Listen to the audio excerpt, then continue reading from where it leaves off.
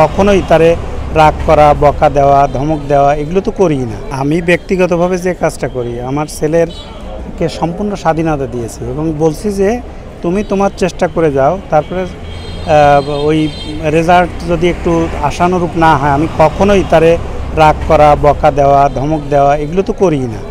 বরং আমি বলি যে একটা কিছু হয়ে যাবে, এটা নিয়ে টেনশনের কিছু নাই। আমি আরও উৎসাহ দিই যে তুমি আরও বেশি মনোযোগ দিয়ে পড়ো বা ভালো করো, ভালো হবে। আমি কখনো চাপ দেওয়া, বকা দেওয়া, ধমক দেওয়া এই কাজগুলো আমি ব্যক্তিগতভাবে করি না।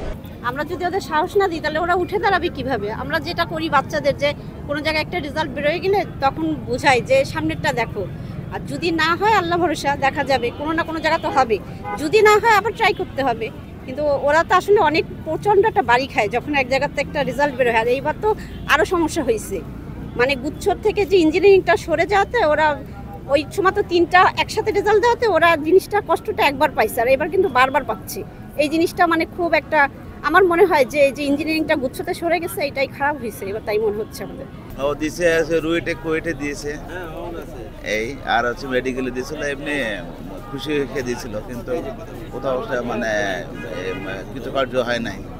তাই মনের দিক দিয়ে সে একটু ভেঙে পড়ছে, তো তাকে সাহায্য করছে যে আগামী পরীক্ষাগুলো আছে তুমি দাও, হয়ে যাবে এই আশা রেখে মানে তাকে আশ্বাস দিয়ে যাচ্ছি।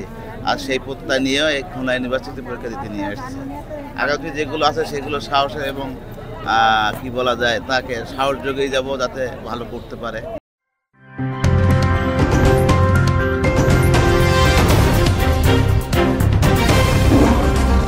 Voice of Tiger.